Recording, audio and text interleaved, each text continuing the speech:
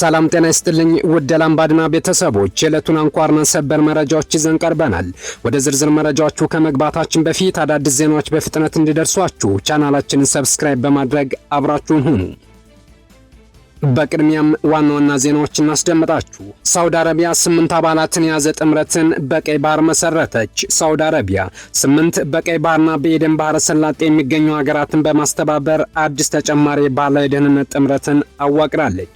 ከነዚህ 8 ሀገራት መካከል 5ቱ ሀገራት ግብጽ፣ ሱዳን፣ ጅቡቲ፣ ኤርትራና ሶማሌ ናቸው። የታቀደው ህብረት ሳውዲ አረቢያን፣ ዮርዳኖስን፣ የመንና 5ቱን የአፍሪካ ሀገራትን ያካተተ ነው። የሳውዲ አረቢያ መከላከያ ሚኒስቴር ባወጣው መግለጫ ጥምረቱ ዓላማው በቀይ ባህር ላይ በሚያዋስኑ ሀገራት መካከል ያለውን ቅንጅት ማጠናከርና ዓለም አቀፍ የባህር ላይ መስመሮችን፣ የንግድ ኃይል ማጓጓዣ መንገዶችን እንዲሁም የጋራ የባህር ላይ ጥቅሞችን መጠበቅ መሆኑንም አስታውቀዋል። በዝርዝር እንመለከተዋለን። በሽራሮ አቅራቢያ ዳግም ውጊያ ማገርሸቱን ተከትሎ የፕሪቶሪያን የሰላም ስምምነት የፈተነ ከባድ ክስተት ሆኖ ተመዘገበ። ባለፉት 3 ዓመታት ውስጥ በፌዴራል መንግስቱና በትግራይ ኃይሎች መካከል ተዘርግቶ የቆየውን አንጻራዊ ሰላም ያናወጠውና በሽራሮ አቅራቢያ አገርሽቷል የተባለው አዲስ ውጊያ የፕሪቶሪያን የሰላም ስምምነት ህልውና ላይ ጥያቄ ምልክት የፈጠረ አሳሳቢ ምዕራፍ ላይ ደርሷል። በአዲስ አበባና በመቀሌ መካከል ለቀናት ሲባባስ የቆየ የቃላት ጦርነትና የናኘው የክስ ዘመቻ አሁን ወደ መሬት ላይ ግጭት በመሸጋገሩ የክልሉን ህዝብ ለከፍተኛ ሰብአዊና ፖለቲካዊ ቀውስ አጋልጦታል። ሁለቱም አካላት ግጭቱን የጀመረው ተቃራኒ ወገን ነው ሲሉ በጽኑ ሲወነጃጀሉ ቆይተዋል።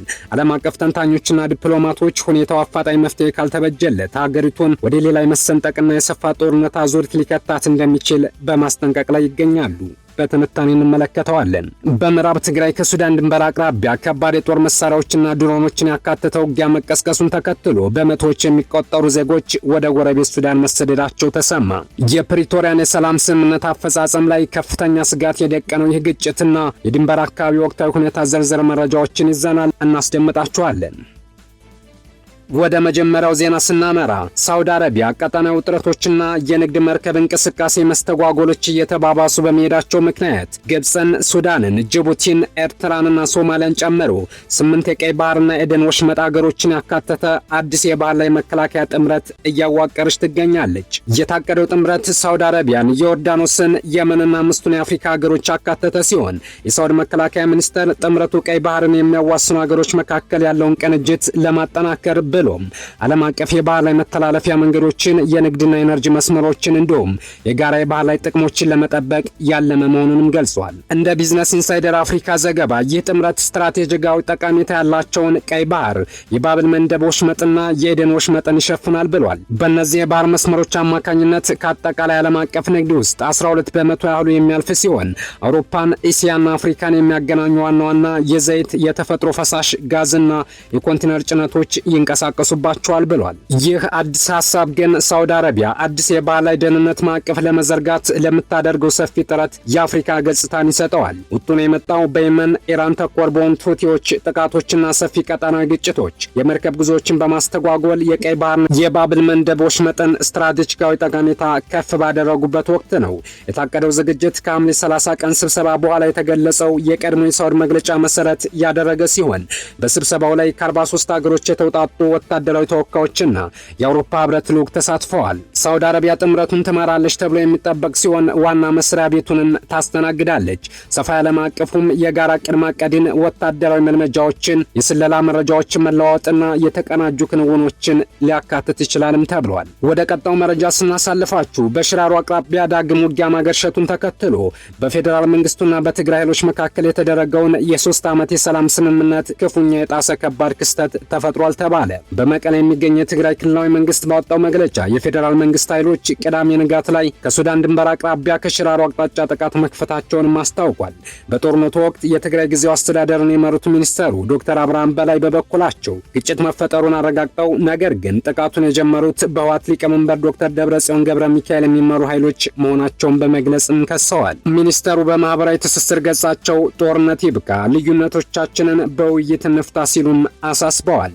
የግጭት የተከሰተው ጠቅላይ ሚኒስትር አብይ አህመድ እንደ አውሮፓውያን አቆጣጠር በ2018 ወደ ስልጣን ከመምጣታቸው በፊት ለ3 አስርት ዓመታት ኢትዮጵያን ያስተዳደረው ህወሓትና አዲስ አበባ ላለፉት ወራት እያሽቆለቆለ የመጣውን ግንኙነት ተከትሎ ነው።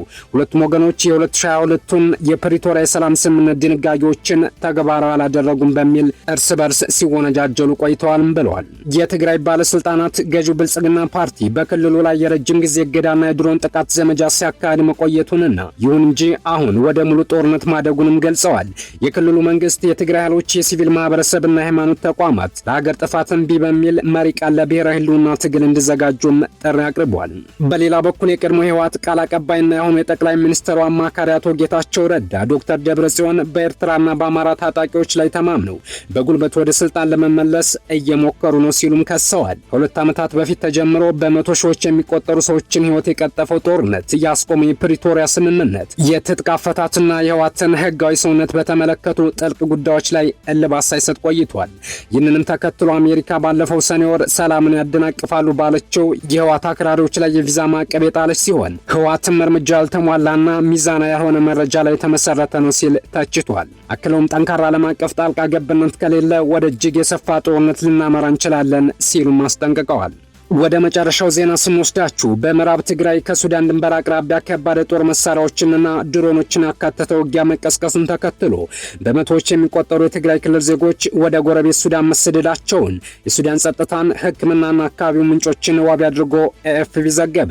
በኢትዮጵያ መከላከያ ሰራዊትና በትግራይ ኃይሎች መካከል የተደረገው ይህ ግጭት በዕለቱ መገባደጃ ላይ መቆሙን የዜና ወኪሉ አስታውቋል። የህዝባዊ ወያኔ ሓርነት ትግራይ ከፍተኛ ባለስልጣን አቶ አማኑኤል አሰፋ ለዜና ወኪሉ እንደገለጹት ውጊያው በምዕራብ ትግራይ ሸረሪና ከጧቱ 12 ሰዓት አካባቢ ጀምሮ እስከ ምሽቱ 11 ሰዓት ድረስ የቀጠለ ቢሆንም አሁን ላይ ሁኔታው መረጋጋቱንም ገልጸዋል። እንደ ኤፍፒ ዘገባ ወደ ሱዳን የድንበር ከተማ ሐምደት ከገቡት ሰዎች መካከል የቆሰሉ ተዋጊዎችም ይገኙበታል ብሏል። የሱዳን የጸጥታ አካላት የተጎዱት ሰዎች በድንበር ጤና ጣቢያ የመጀመሪያ እርዳታ ከተደረገላቸው በኋላ ከሱዳን 15 ኪሎ ሜትር ገደማ ወደ ውስጥ ወደሚገኘውና አልሃሻባ ወይም መንደር 8 በመባል የሚታወቀው ቦታ መዘዋወራቸውንም ገልጸዋል። ይህ ስፍራ በሰሜን ኢትዮጵያ ከ2000 እስከ 2022 ጦርነት ወቅት ከተፈናቀሉት ውስጥ በሺዎች የሚቆጠሩ ዜጎች መኖሪያ ነው።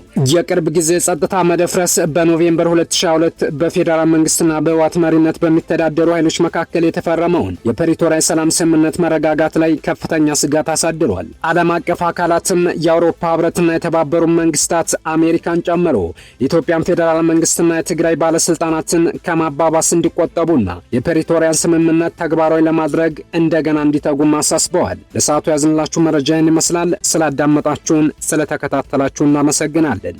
በያላችሁበት መልካም ጊዜ ይሁንላችሁ።